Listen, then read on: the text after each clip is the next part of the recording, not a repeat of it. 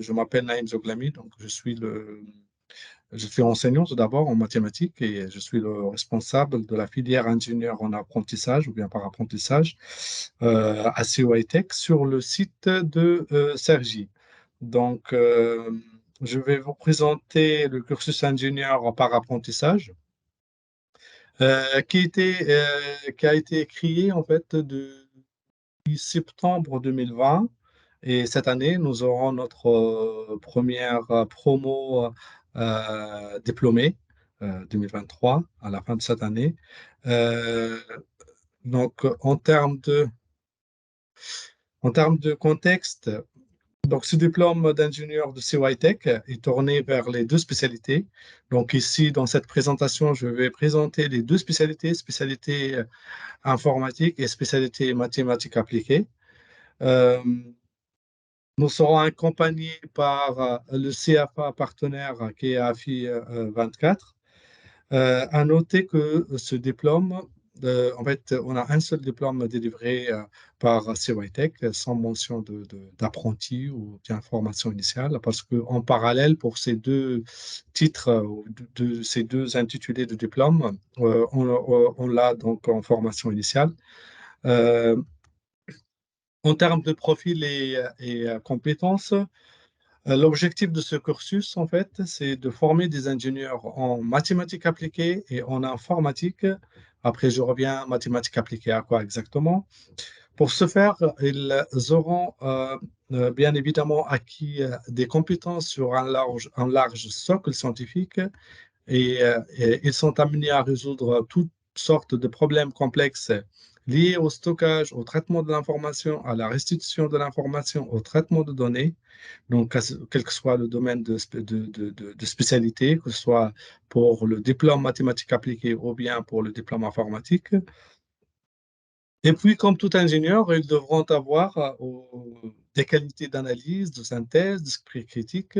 Tout cela a pour objectif d'accompagner le développement de nouvelles technologies, d'analyser, développer et mettre en production des produits ou des systèmes d'informatique dans des entreprises ou toute autre organisation, encadrer et animer une équipe et évidemment conduire des projets pluridisciplinaires.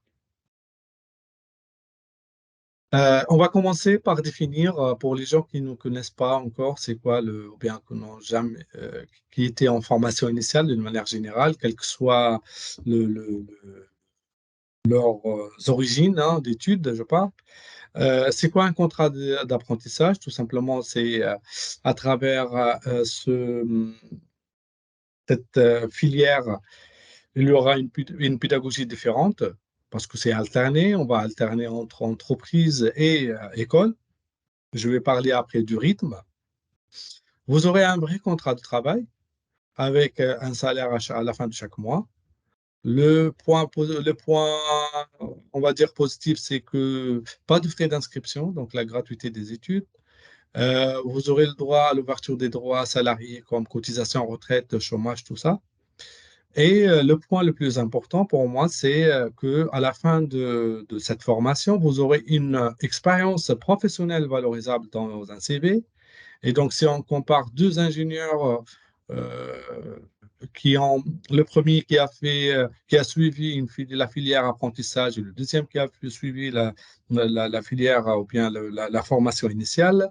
Donc, même le premier salaire entrant, c'est pas la même. L'autre, on va le considérer comme un débutant. Et par contre, pour quelqu'un qui a suivi la formation par apprentissage, il a l'expérience de 3 années au sein d'une entreprise. Les droits et les devoirs de chacun des parties, je vous rappelle que il y en a 3 parties en général. Donc, la première, c'est l'école, là où vous serez formé, quelle que soit la spécialité. Ici, après, on détaille chaque spécialité, on détaille la pédagogie.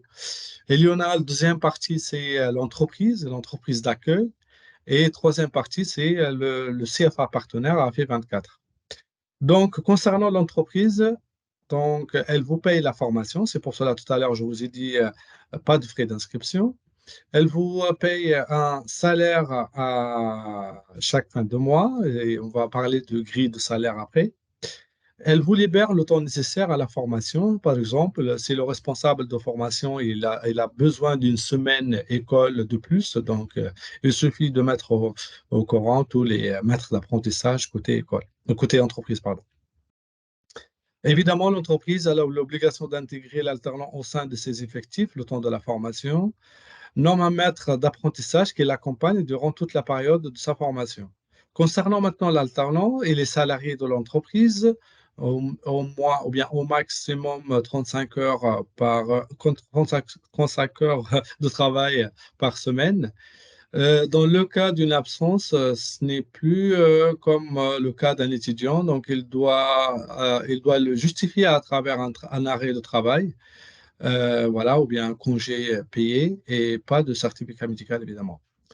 Bon, le seul point, c'est le seul point négatif, on va dire qu'il n'y a plus de vacances scolaires. Vous êtes salarié, c'est normal. Et la présence est obligatoire en cours et retour en entreprise si les cours sont supprimés. Donc, ce qui est intéressant peut-être pour la majorité, c'est la partie, en fait, qu'on va le détailler tout de suite, la pédagogie, en fait, pour les deux diplômes, que ce soit le diplôme mathématiques appliquées et informatique. Mais tout d'abord, je dois vous rappeler que nos deux diplômes, intitulés mathématiques appliquées ou bien intitulés informatique, sont accrédités par la CTI. Euh, En fait, en H1 et en H2, l'objectif de ce cursus est de fournir en fait à tous un socle commun de connaissances solides, que ce soit en mathématiques appliquées pour le diplôme mathématiques appliquées ou bien en informatique pour le diplôme informatique.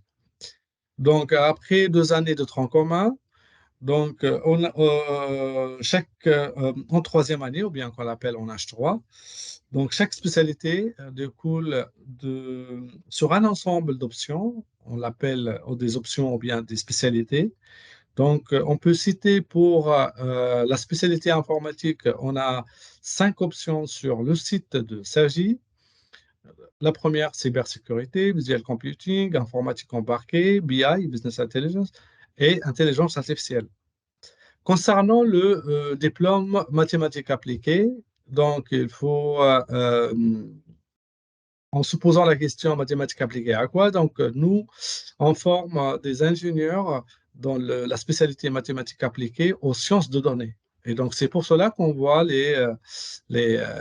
ces 4 options. Donc on commence par l'option data science. Après, finance, technologie et intelligence artificielle et BI aussi dans la spécialité, on peut le rejoindre à travers la spécialité mathématiques appliquées. Et vous aurez à la fin, en choisissant ces spécialités, vous aurez le diplôme évidemment de mathématiques appliquées. Voilà. Dans ce diapo, je vous présente en fait le programme du tronc commun, hein, qu'on appelle les 2 premières années, H1 et H2.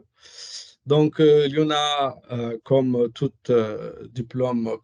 diplôme d'ingénieur, il y en a de sciences de base, sciences de spécialité, sciences techniques de l'ingénieur et tout ce qui est sciences humaines et sciences de l'entreprise, comme humanity design, etc. Donc, sur les 2 années, on a donc on commence petit à petit, on commence par les sciences de base euh, pour les 2 premières années et après, donc on augmente un petit peu pour converger vers les spécialités.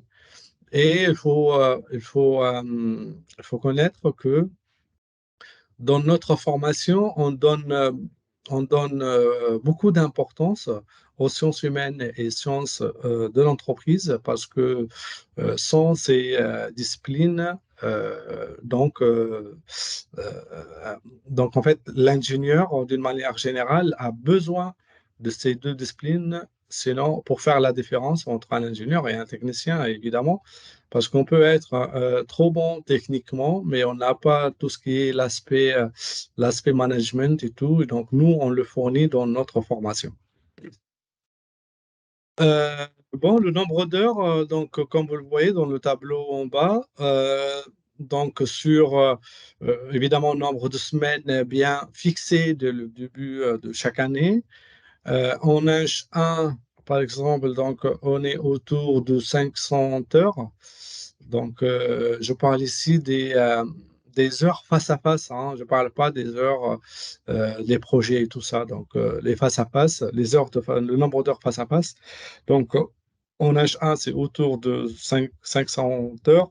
Donc, pour les deux spécialités, mathématiques appliquées et informatique, un peu moins en informatique, mais on va le récupérer en deuxième année. Vous allez le voir en H2, autour de 400 heures, 410. Et en spécialité, donc ça va être autour de une moyenne de 525 heures en dernière année ou bien en option, comme je viens de le présenter tout à l'heure. Euh, Juste pour ce diapo, donc on va comparer en fait, parce que les gens, je ne sais pas si le public, on peut avoir un peu du tout, hein, c'est-à-dire les gens qui suivent maintenant licence, les gens qui sont CPGE, les gens qui ont fait en BET. Et donc, vous hésitez encore entre le choix formation initiale, formation classique, ou bien formation par apprentissage. Donc, ce diapo, donc, je présente en fait la comparaison, je parle en interne ici dans notre école, entre la formation FISA, c'est-à-dire formation ingénieur sous statut apprentissage, et FISE, c'est formation ingénieur sous statut étudiant pour les deux spécialités. Et on voit bien dans le tableau que le- le- la similarité, en fait, chez nous, c'est au plus que 90%. Et c'est pour cela, en fait, que les partiels, dans la majorité des enseignements, sont quasi identiques. Je parle ici en comparant avec la formation initiale. Donc, là, ce qui est intéressant aussi, que dans notre école, en H3, que ce soit de la spécialité mathématiques appliquées ou bien informatique, les élèves de la formation initiale et les apprentis sont réunis et répartis dans des parcours communs. Concernant le rythme d'apprentissage, c'était un choix hein, depuis 2020. Donc, on avait la possibilité de choisir d'autres choix, mais je vais vous dire pourquoi ce choix, peut-être. Notre rythme, c'est 2 semaines, 2 semaines école. On commence la première année par 22 semaines école et le reste en entreprise. En deuxième année, ça va être 32 semaines entreprise et 20 semaines en école. Et en dernière année, c'est 18 ou 17 semaines, ça dépend de l'option, en école et le reste en entreprise. Donc, comme c'est indiqué dans le diagramme en bas, donc le rythme il est fixé de semaine les 2 premières années, c'est-à-dire H1 et H2. On commence souvent le premier lundi du mois de septembre, on termine fin mai pour la première année. Pareil, en deuxième année, on commence début septembre, mais on termine en avril, fin avril. Et, euh, et on, et en H3, en troisième année, donc le rythme change une semaine. Et je vous ai dit pourquoi, parce que dans un groupe, en H3, on peut avoir trois types d'étudiants. On peut avoir un étudiant de la formation initiale, un étudiant qui a suivi la filière apprentissage et un étudiant qui n'a rien, c'est-à-dire, ou bien un contrat pro, pardon. Ce qui est en vert, c'est la période là où l'apprenti est autorisé à faire sa mobilité internationale. Et je vous rappelle que je viens de le signaler tout à l'heure que notre diplôme est habilité ou bien accrédité par la CTI. Donc, la mobilité internationale est obligatoire pour valider le diplôme. Un petit rappel pour valider le diplôme. Donc, il faut valider les années, évidemment, et à travers, il faut valider toutes les UE, etc. Et il faut valider la mobilité internationale et il faut avoir le TOEIC. Dans ce diapo, juste un petit exemple, par exemple, en 2022-2023, pour la spécialité génie info, mais on a le calendrier, on a 4 calendriers par chaque spécialité pour chaque année. Donc, on voit bien que le rythme, on on garde en fait l'histoire de rythme 3 semaines, 3 semaines. Donc, ce qui est en orange, c'est centre, c'est l'école, les semaines école et le reste semaines en entreprise. Voilà, donc on essaye toujours de caser là où on a les vacances scolaires, on les met des semaines entreprise et le reste, donc, c'est semaine école. Voilà, donc on termine, par exemple, pour cette année en H1, spécialité informatique ou bien mathématiques, on termine la semaine 21 qui est exactement la semaine du 22 mai. Voilà. Euh, Procédure d'inscription et d'admission. Donc, le recrutement, donc notre capacité d'accueil pour cette année, c'est on va créer un groupe pour la spécialité mathématiques appliquées et deux groupes pour la filière ou bien la spécialité informatique. Euh, donc, la formation par apprentissage s'adresse essentiellement aux jeunes titulaires d'un diplôme de niveau Bac+2, donc issus des filières scientifiques. Par exemple, nous, on a notre prépa intégrée qu'on l'appelle Préinge, ou d'autres prépas intégrés. On accepte aussi les candidats qui ont suivi prépa intégrée dans d'autres écoles d'ingénieurs. Évidemment, les CPGE, hein, on adore ce profil. Ceux qui sont en deuxième année DUT, maintenant ce n'est plus DUT, BUT, et qui ont validé au moins L2, licence scientifique. Voilà, donc après le titre de licence, il y en a beaucoup. Je vais pas citer toutes les formations. Bon, modalité d'admission, donc se fait en 3 étapes. La première étape, c'est étude de dossier ou bien admissibilité sur dossier. Donc, les critères d'examen des dossiers par l'équipe pédagogique, c'est le parcours du candidat, les résultats scolaires dans les matières académiques, rang, avis des responsables d'année et niveau d'anglais. Ça, c'est très important. Je donne un exemple ici quand on dit avis des responsables, c'est-à-dire par exemple, je donne l'exemple pour ceux qui sont maintenant en BET. C'est obligatoire de déposer l'avis de poursuite des études.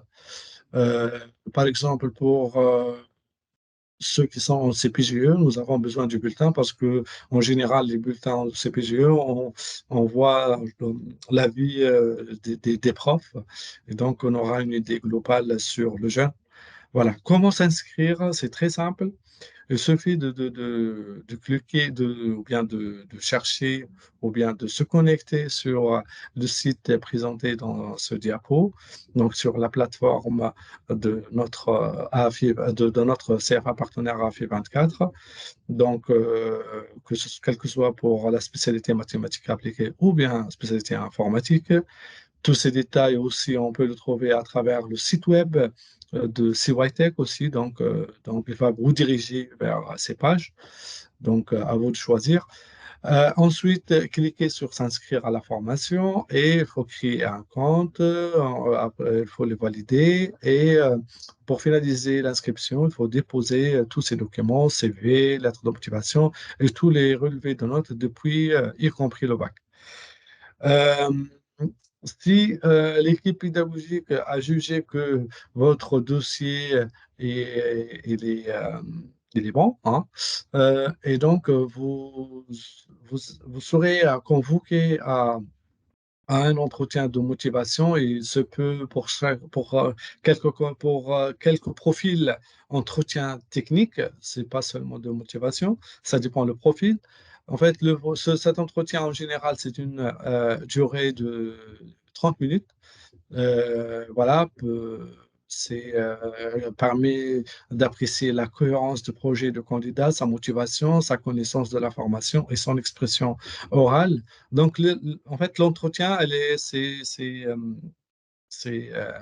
C'est le point clé, en fait, pour être admis après, tout simplement parce que le profil ou bien intégrer filière ingénieur par apprentissage, c'est pas pareil que intégrer filière ingénieur classique, tout simplement parce que on se pose la question au-delà de la partie pédago, est-ce qu'il est capable d'intégrer, de réussir le cycle ingénieur? Ça c'est évidemment oui, hein.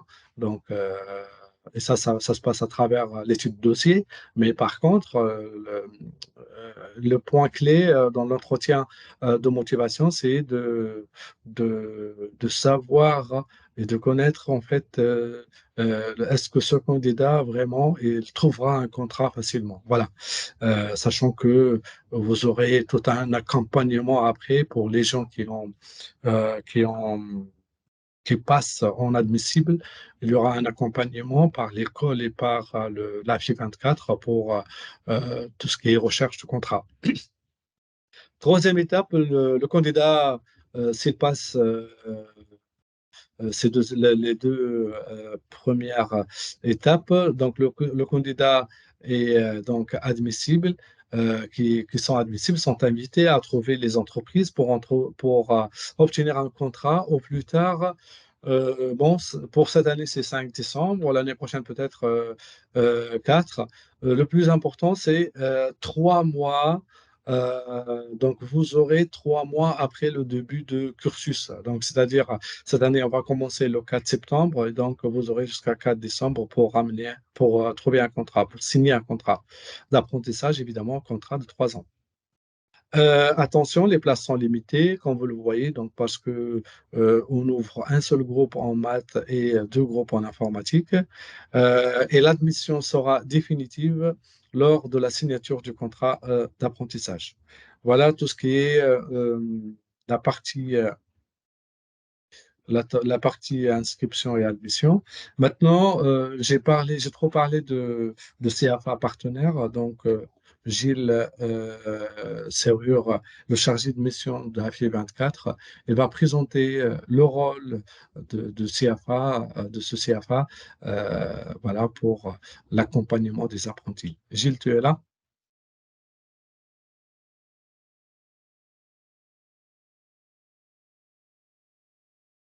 Oui, je suis là. Bonjour à toutes et tous, hein.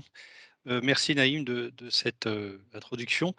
Donc oui, effectivement, je vais vous parler de la FI 24 et des différents rôles, en fait, hein. Donc vous avez un bref résumé ici. La FI 24, participe aux entretiens de motivation avec l'équipe pédagogique, pour connaître les candidats et mieux les valoriser auprès des entreprises. Par la suite, nous faisons effectivement des actions de soutien dans la recherche de contrats par un travail sur le CV, la démotivation et stratégie de recherche. À cela s'ajoute aussi le fait que notre direction commerciale, heu, va rechercher des offres de contrats sur, le web, mais aussi, au travers de leurs interactions avec, nos entreprises clientes, et donc toutes ces offres sont déposées sur notre site web, et elles sont accessibles donc aux candidats admissibles pour qu'ils puissent y postuler. Et puis, une fois que le candidat a trouvé un contrat, en fait, on se charge de l'élaboration du contrat d'apprentissage, de manière totalement dématérialisée. Et enfin, lorsque l'alternance a débuté, on est en situation de soutien de l'ensemble des parties prenantes pour s'assurer que tout se passe bien. Heu, Diapo suivante, s'il vous plaît, voilà. Oui, on vous rappelle que l'apprenti est au cœur, d'un trio, en fait. Côté entreprise, en fait, l'apprenti sera encadré par un maître d'apprentissage. Côté équipe pédagogique, qui sera encadré par un tuteur pédagogique, donc il y a vraiment un binôme encadrant qui, sécurise toute l'alternance de l'apprenti. Et puis le CFA FI 24, lui, est aussi présent avec les chargés de mission que je suis, pour, encore une fois, accompagner, l'ensemble du dispositif sur son intégralité. Diapo suivante, s'il vous plaît. Oui, là, on rappelle, il y a beaucoup d'informations sur cette, présentation, il y a un certain nombre de redondances par rapport à ce qui a été évoqué par monsieur Zoglami également. Bon, l'élément clé pour nous, c'est le fait que l'apprenti, c'est vraiment un salarié. Donc on considère que lorsqu'il est en formation, il est vraiment, c'est un salarié en détachement de formation par son entreprise au sein de CYTech. Alors effectivement, il y a un certain nombre de droits comme la gratuité de la formation, comme l'exonération de l'impôt sur le revenu. Alors, l'apprenti a également les mêmes avantages que tous les autres salariés de l'entreprise, tickets restaurant, avantages CE et autres. Sachez également que notamment en Île-de-France, il y a 50% des titres de transport qui sont pris en charge par les entreprises. Donc ça, c'est important. Devoir, Monsieur Zoglami a expliqué la notion d'obligation de présence à l'école, parce qu'effectivement, si un apprenti se retrouve en absence injustifiée sur les temps de présence école, ça peut poser beaucoup de problèmes et c'est quelque chose qu'on suit beaucoup avec l'école. Vous avez ici en bas à droite la grille de rémunération, mais qui sera détaillée, qui est fonction de votre âge, de l'année du cursus et du pourcentage du SMIC. Et on voit sur le slide suivant, on voit plus en détail les chiffres en fait. Diapo suivante, s'il vous plaît. Oui, effectivement, là, vous voyez résumé les rémunérations minimales de l'apprenti en fonction de son âge. Là, pour le coup, c'est une traduction du tableau, si vous voulez, en fonction de l'âge. Donc là, on a bien des rémunérations minimales. Donc, une rémunération de 905 € pour la première année et après, il y a une progression. Et après, si vous atteignez 26 ans, ben, en fait, vous êtes au SMIC. Alors, à titre informatif, il faut savoir que la rémunération moyenne des apprentis en première année tourne autour de 950 €, avec bien sûr des gens mieux rémunérés et puis d'autres un tout petit peu moins, ce qui nous amène à cette moyenne de 950. Diapo suivante, s'il vous plaît. Oui, oui. Oui, en termes d'acquis, c'est vrai que l'apprentissage permet effectivement d'acquérir un certain nombre de savoirs, de savoir-faire et de savoir-être. Ça, c'est important. Moi, j'aime à rappeler que ça permet aussi aux apprentis d'acquérir les codes de l'entreprise, ce qui est extrêmement important parce que c'est quelque chose que vous pourrez vendre ultérieurement, à l'issue du contrat d'apprentissage. Vous aurez pas vous saurez présenter à une entreprise le fait que vous êtes déjà compétent, que vous avez déjà travaillé en entreprise, vous en connaissez les codes et ce qu'il faut savoir faire en entreprise. Diapo suivante, s'il vous plaît. Autre manière de présenter les acquis, effectivement, on rappelle qu'il y a l'acquisition d'une connaissance des codes de l'entreprise, d'une expérience professionnelle de 3 ans que vous pourrez vendre, beaucoup de réalisations techniques que là aussi vous pourrez vendre et mettre en valeur dans votre CV. Et puis c'est une expérience humaine riche parce que quelque part quand même vous allez interagir avec votre maître d'apprentissage pendant 3 ans, avec le tuteur pédagogique pendant 3 ans. Donc il y a quand même quelque chose de riche qui s'instaure et quelque part une relation Heu, qui peut continuer au-delà de l'apprentissage et certes, in fine, obtenir un diplôme. Diapo suivante, s'il vous plaît. Alors effectivement, on peut penser que ça peut être difficile d'obtenir un contrat d'apprentissage, mais il faut savoir que les entreprises ont quand même plusieurs objectifs dans le fait d'accueillir les apprentis, comme le fait objectifs que vont soutenir finalement leur volonté d'accueillir des apprentis. Alors quels sont ces objectifs? Bah, d'instaurer une relation à bénéfice réciproque comme le fait de travailler avec un apprenti et de recueillir le fruit de ce travail effectivement, mais quelque part le maître d'apprentissage, lui, va transférer beaucoup de savoir, donc c'est ce qu'on appelle bénéfice réciproque. Les sociétés souhaitent aussi montrer leur caractère apprenant, c'est important pour elles de faire cela. Elles souhaitent aussi par le biais de recruter un apprenti, apporter un regard neuf, dans des équipes, apporter des idées nouvelles et c'est l'intérêt, hein, aussi de cette, mutualisation, d'apports.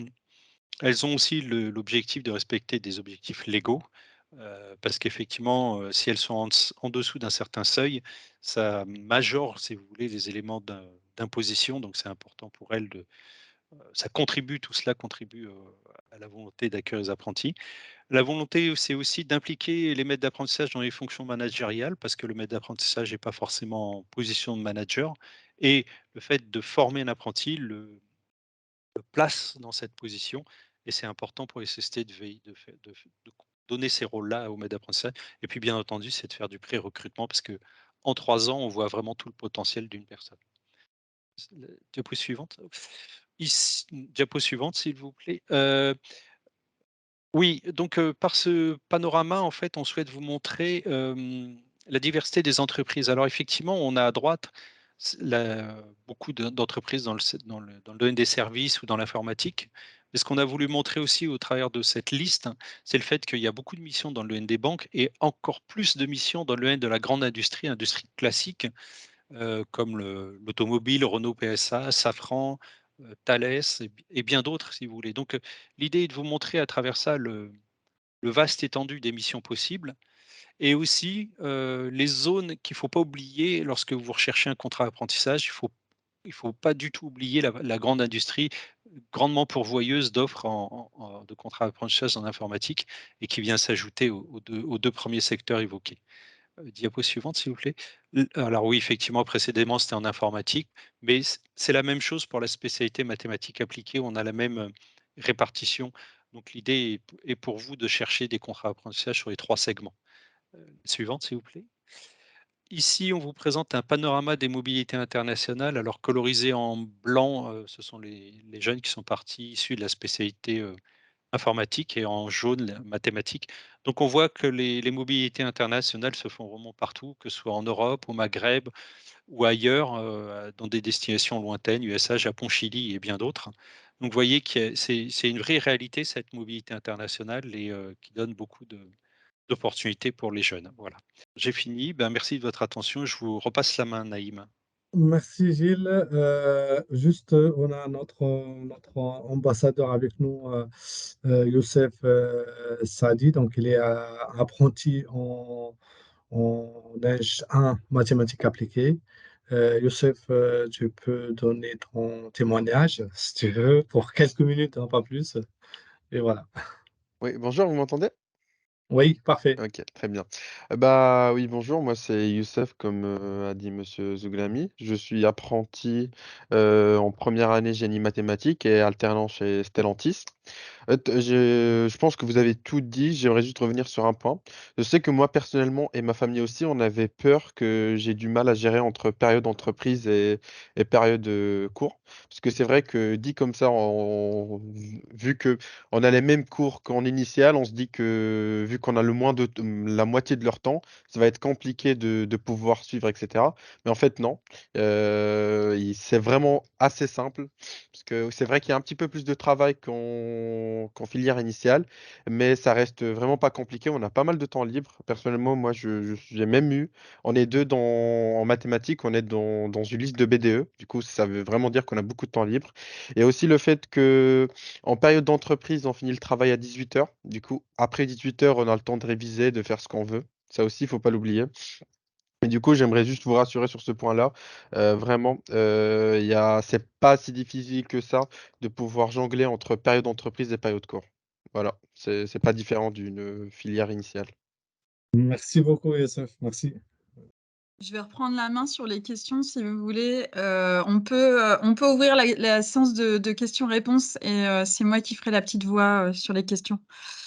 Voilà. Donc n'hésitez pas dans le fil de conversation, poser toutes les questions que vous souhaitez. Nous allons vous répondre.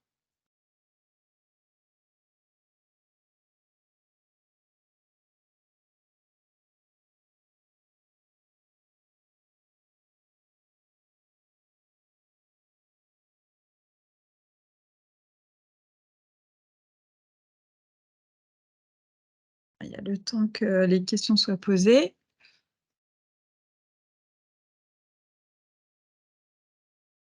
En même temps, ta présentation, Naïm, était très exhaustive.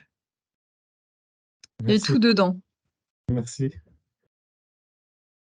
Comme Youssef est là, qui est donc étudiant ingénieur ambassadeur de l'apprentissage, n'hésitez pas aussi à lui poser des questions à lui hein, sur son expérience étudiante.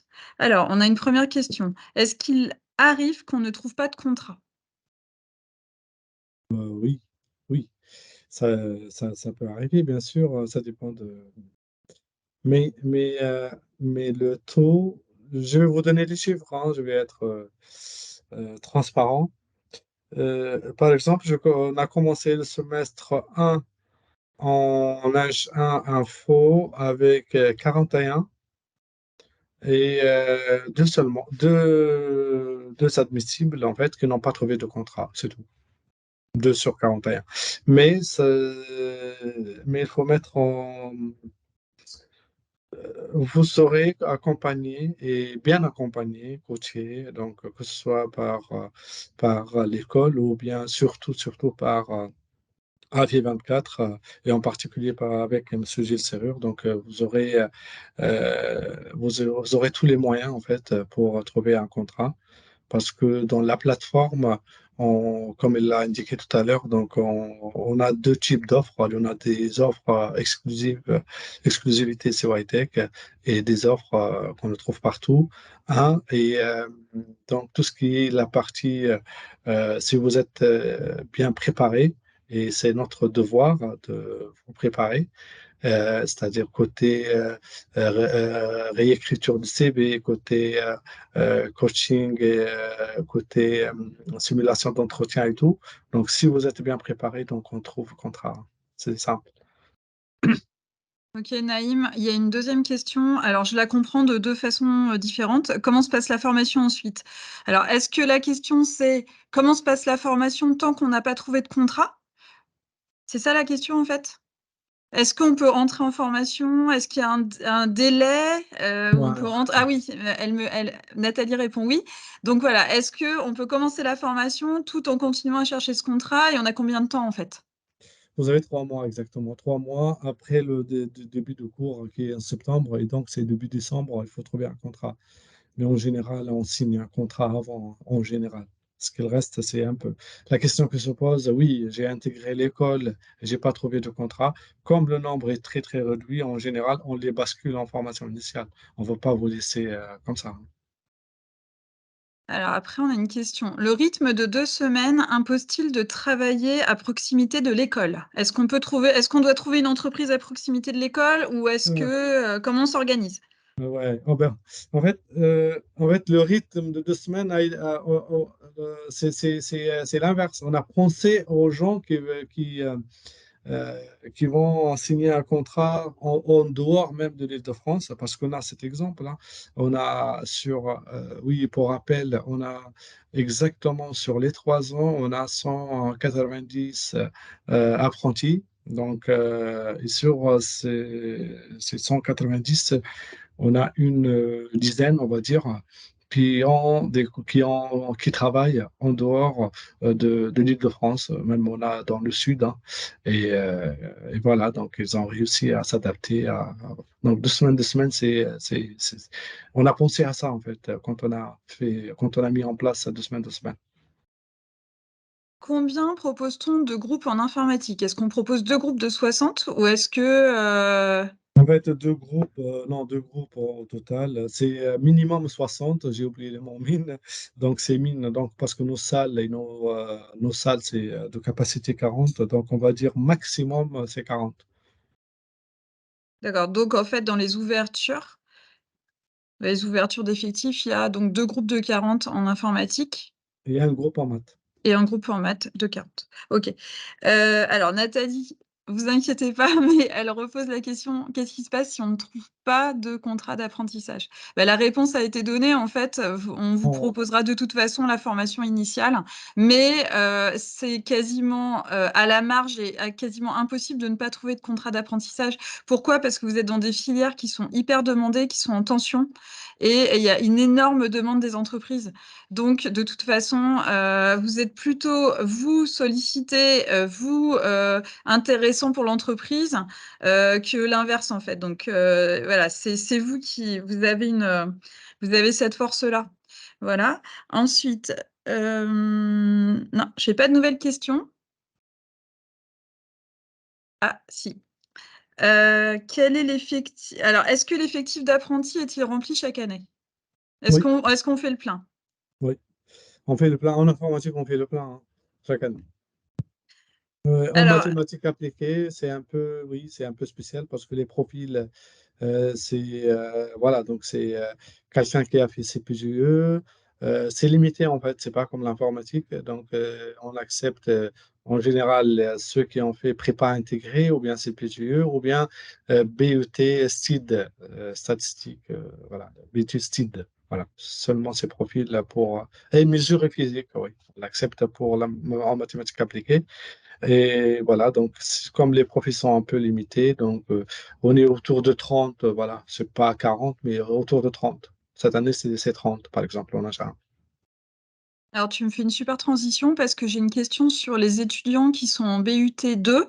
Est-ce qu'on recherche les très bons dossiers? Oui. Je te donne la question telle qu'elle est posée. Ouais, exactement. J'ai évoqué ça, ce point tout à l'heure quand j'ai présenté en fait la modalité d'admission, etc. Donc, j'ai précisé que pour les BUT, euh, nous aurons besoin, par exemple, de l'avis de. Vous avez le document avis de poursuite des études qu'on le donne dans tous les instituts. Euh, et donc, on aura besoin de cet avis. Et évidemment, on va voir en détail les bulletins, le classement, tout ça, oui, ça, c'est Ok. important.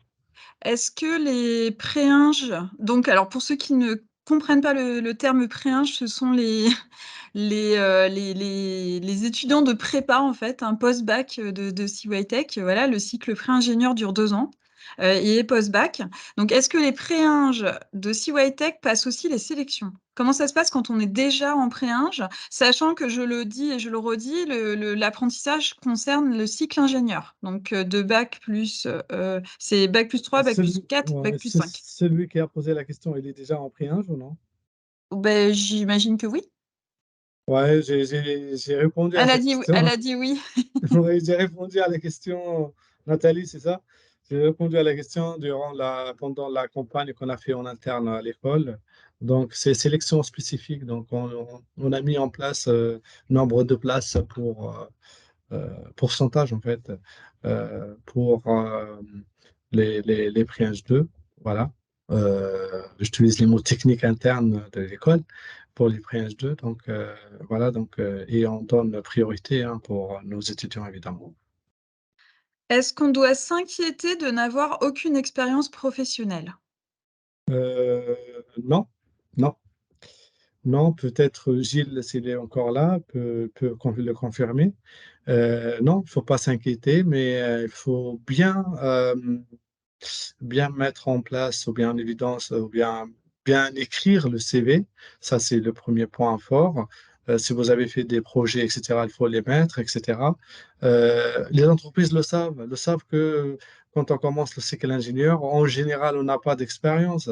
Et voilà, donc non, il ne faut pas s'inquiéter. Oui, pour compléter le propos de Naïm, faut pas s'inquiéter, il faut simplement bien renseigner le CV et surtout mettre en valeur les projets informatiques que vous avez pu réaliser à l'école, si vous n'avez pas eu l'opportunité de faire de stage par ailleurs. Et surtout, ce qui vous permet de contrebalancer un moindre niveau d'expérience, c'est l'énergie que vous pouvez mettre dans la recherche du contrat et dans la volonté d'identifier des personnes vers qui vous pourrez faire des candidatures spontanées. En fait, ce qui compense une moindre expérience, c'est quand même une forte activité de recherche de contrat, un dossier le mieux préparé possible et une énergie, dans la recherche du contrat. Merci, Gilles. Merci. J'ai Estelle qui nous dit, alors Estelle qui nous dit, désolée, je viens de me connecter 18h44. Donc Estelle, pas de souci, tout ce qu'on a dit sera disponible en replay sur la chaîne YouTube de CYTech et on enverra à tous les participants le replay, donc ne vous inquiétez pas. Désolée, donc je viens de me connecter. Peut-on faire la première année à l'école et les 2 dernières années en apprentissage? Oui, mais il faut faire attention parce que les places sont trop limitées. Voilà. Tout simplement parce que les recommandations de la CTI donc, nous donnent la possibilité d'ouvrir ou bien d'intégrer des nouveaux apprentis à partir de H2, c'est-à-dire seulement un contrat de 2 ans, H2 et H3. Et, sauf que leur recommandation, c'est qu'il ne faut pas dépasser le 1/3 de la promo actuelle. Je donne un exemple. Cette année, en H1 maths, nous sommes 30.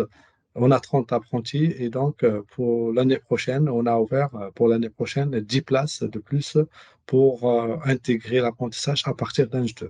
Donc voilà, donc c'est possible, mais c'est pas évident. Voilà, c'est pas évident parce que même la sélection après, comme tout le monde donc, la majorité des candidats, c'est 80, plus que 90%, c'est des candidats internes, c'est-à-dire ceux qui sont en formation initiale dans notre école et qui veulent basculer en apprentissage. Et donc, la sélection, c'est tout simplement, nous, on a mis en place le premier arrivé, le premier servi, le premier qui ramène un contrat. Voilà. Par contre, pour les gens qui candidatent, qui viennent de l'extérieur, c'est-à-dire qui ont un Master 1 validé ou bien qui ont un H1 validé dans une autre école, donc ils vont suivre le même processus d'admission de tout à l'heure, et sauf que on les alerte que les places sont limitées aussi. Voilà. Alors, j'ai une autre question sur les contrats d'alternance. Est-ce qu'il faut absolument trouver un contrat en 3 ans ou est-ce qu'on peut trouver un contrat en 2 ans et en retrouver un deuxième par la suite? En gros, est-ce qu'on peut scinder, est-ce qu'on peut faire un contrat de 3 ans ou un contrat de 2 ans plus un contrat d'1 an, en Non, fait? non, il faut un contrat de 3 ans dès le début. D'accord. Étant donné qu'on n'a plus de vacances scolaires, a-t-on des congés payés? Si oui, combien? Oui, vous êtes Oui. salarié et vous avez un mois, je ne sais pas en fait. En fait, le socle, le minimum, c'est 5 semaines par an de C'est ça. congés en France. Donc, vous êtes assuré d'avoir vos 5 semaines de congés. Après, ça dépend des entreprises. Vous C'est ça. avez des entreprises où il y a plus de congés, des cumuls de RTT, etc. En fait, vous avez vraiment C'est le ça. droit du salarié, les droits et les devoirs. Vous avez un statut salarié, vous avez les droits et les devoirs d'un salarié. Et en général, les apprentis, par exemple, pour garder en fait l'esprit étudiant et tout, ils prennent les 2 semaines de Noël, ils prennent 2 semaines vacances d'hiver, et ils prennent après quelques semaines et le reste pendant l'été. Et donc voilà, c'est pour cela que je vous ai dit tout à l'heure, peut-être le seul point négatif, c'est qu'il n'y a plus de vacances scolaires, mais en réalité, on peut avoir nos propres vacances scolaires si on fait bien si on s'organise bien, donc c'est-à-dire on répartit bien nos congés, c'est tout. Est-ce qu'on a d'autres questions? Oui. Alors, les spécialités maths appliquées et informatique sont-elles fondamentalement différentes ou y a-t-il des cours en commun? Oui, il y en a des cours en commun, surtout en aspect info. Par exemple, l'info, la partie info en H1, c'est la même parce qu'on offre des socles communs. Et attention, il ne faut pas le voir spécialité mathématiques appliquées, alors c'est que des maths. Non, non, il y en a beaucoup d'informatique et beaucoup, beaucoup de maths, évidemment. Et la différence, par exemple, les maths en- en- dans dans la spécialité mathématiques appliquées, c'est pas les maths en, en info, évidemment. Euh, pas les mêmes cours, pas de volume horaire commun. Euh, on le voit, la différence essentiellement à partir d'un H2. Donc, il y en a beaucoup de maths en H2 pour mathématiques appliquées. Et attention, pour mathématiques appliquées, il y en a beaucoup de maths et beaucoup d'infos. Et on garde toujours beaucoup de matières en commun, euh, que ça en informatique, pour les deux spécialités. Voilà. Évidemment, pour la spécialité informatique, ils auront beaucoup plus d'autres cours en informatique. Est-ce que j'ai répondu à votre question? Je mets dans le fil de la conversation le lien vers les fiches ECTS où là, vous avez tout le détail des heures. Voilà, là, vous avez vraiment tout le détail par année. Vous pourrez voir ça et vous saurez exactement ce que vous avez dans chaque cursus, dans chaque cours. Voilà. Est-ce qu'il y a d'autres questions? Ah oui. Je suis actuellement en Prince 2 à Pau. Comment se passe le transfert vers Cergy en 1 GIA? Vous candidatez seulement. Et quand vous êtes en Priage 2, vous serez traité comme nos Priage 1 sur ça, j'y pareil. Pas d'inquiétude. Donc, il faut candidater sur la plateforme, Oui, présenter. j'ai mis Voilà. le lien de la page globale, je vais le remettre. Voilà, dessus, il y a vraiment tous les liens d'inscription et on fait des mailings internes aussi, bien sûr, pour vous donner les infos. Hop, voilà, je vous le remets.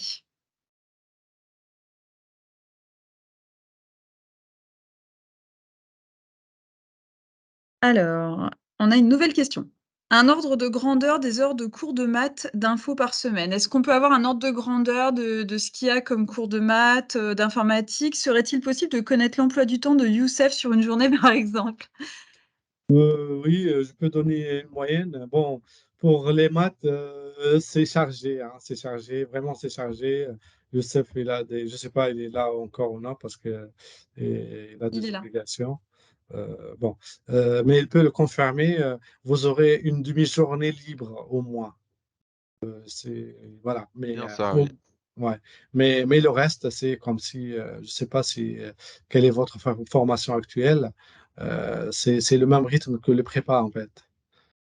Voilà, il y en a du cours. Vu le nombre d'heures important avec le nombre de semaines réduit, donc c'est normal que voilà.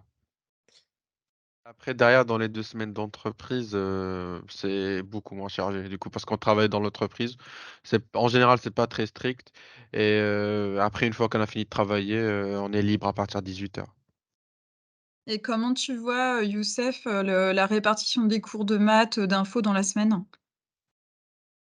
C'est un petit peu chargé. Je pense, c'est pas autant que prépa, mais c'est un petit peu chargé. Mais on a quand même un peu près tout le temps des jeudis libres, surtout les après-midi. Du coup, ça permet de participer quand même à la vie étudiante, etc. et d'avoir des activités à côté. Est-ce Et que tu peux ouais, ce serait sympa d'avoir ton partage d'expérience sur une journée type à l'école et une journée type en entreprise? Rapidement, quoi.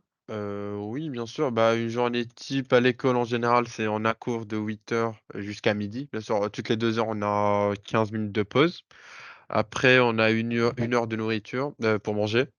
Et ensuite, on revient à 13h et on a cours jusqu'à 18h. Ça, c'est plus ou moins tous les jours comme ça, sauf le jeudi en général après-midi.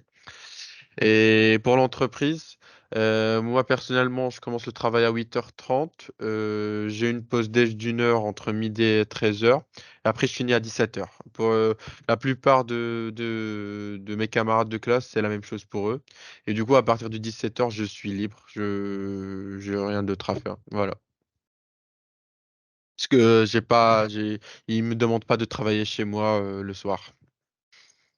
D'accord et en fait, comment ça se passe ton apprentissage en entreprise? Tu as une mission particulière ou tu es dans un service particulier et là, tu as différentes missions? Oui, au début, le maître d'apprentissage, il fait tout pour nous expliquer son travail, pour, nous montrer les différents outils qu'il utilise. En fait, il essaie de nous former pour qu'on puisse, faire au moins une mission de ce qui nous est demandé.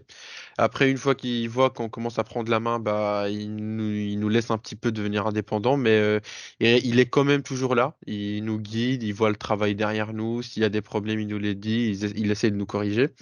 Et après, une fois qu'il voit qu'on a bien acquis une ou plusieurs missions, il n'hésite pas à nous donner plus ou à nous apprendre plus de choses. Voilà. Merci Youssef.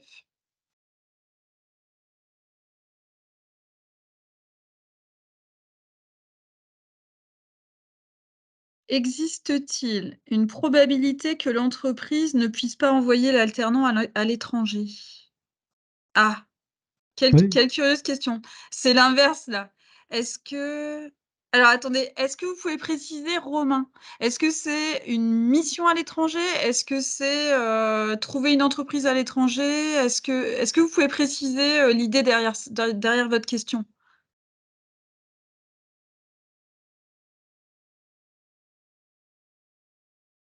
Parce qu'en fait, votre si j'ai bien question peut être compris, ok, interprétée de différentes manières. Oui. je peux répondre.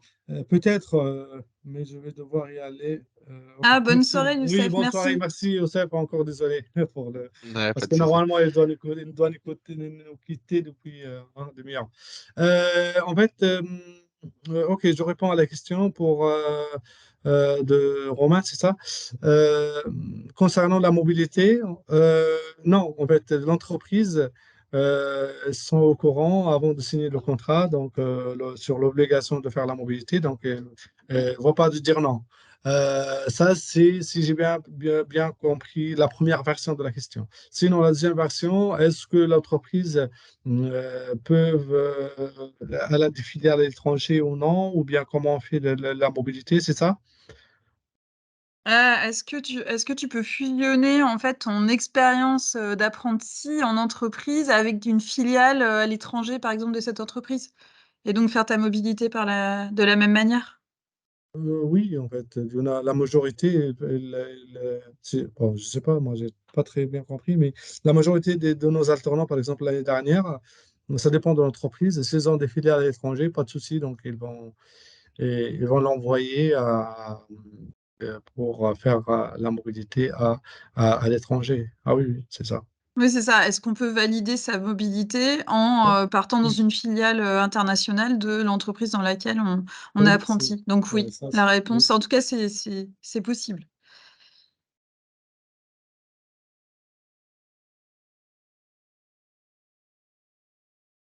Alors, peut-on cumuler double diplôme et alternance? Alors, Euh, on a plusieurs types de double diplôme. J'imagine que vous parlez de ceux de dernière année qu'on propose avec Dauphine, l'ESSEC, etc. Je te laisse répondre, Naïm. ouais. En fait, ça dépend. En fait, ça dépend de double diplôme. En fait, par exemple, je donne quelques exemples. Pour Dauphine, c'est impossible parce que double diplôme, on le fait à partir d'un H2, entre un H2 et un H3. Donc, c'est impossible en fait de créer de places encore. Donc, déjà, les semaines sont réduites. Nombre de semaines sont réduits et donc c'est impossible. Par contre, je ne l'appelle pas double diplôme, euh, c'est avec nos partenaires comme les SEC, par exemple, comme les SEC.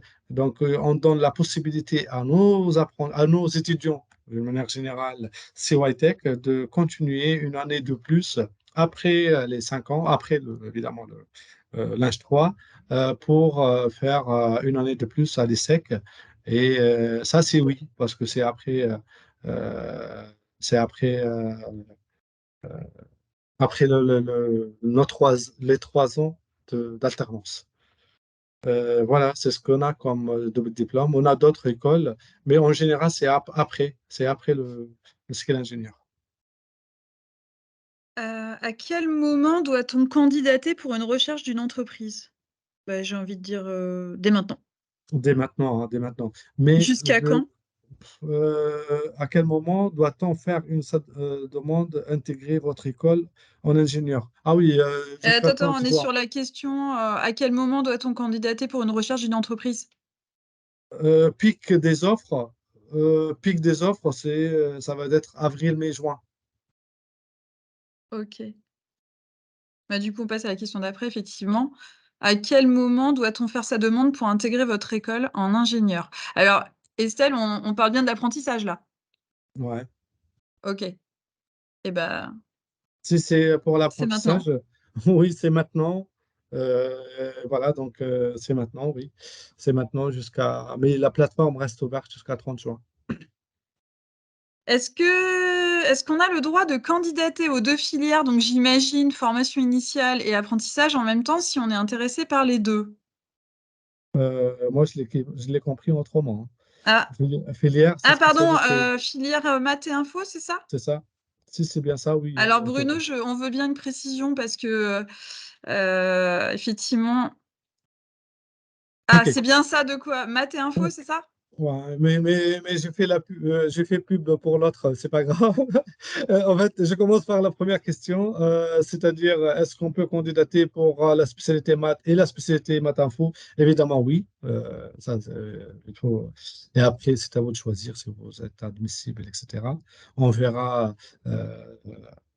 après l'étude de dossier, après l'entretien, donc on peut faire des décisions ensemble.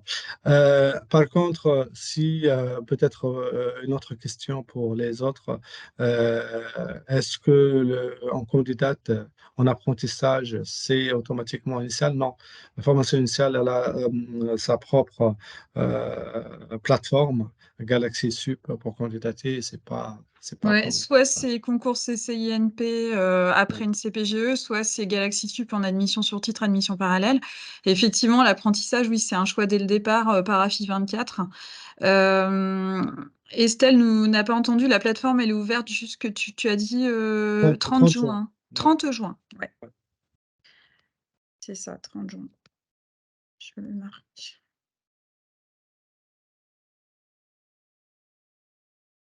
Alors, combien de temps peut prendre la recherche d'entreprise? Bon, Youssef nous a quittés, mais j'ai discuté avec lui, par exemple. On était ensemble dans une journée porte ouverte et donc j'avais l'occasion de trop discuter avec lui. Je parle à son nom maintenant. Euh, euh, En fait, si on cible bien les, de toute façon, je parle toujours les admissibles, ils seront formés ou coachés à travers une réunion d'information avec M. Serrure. Mais en général, euh,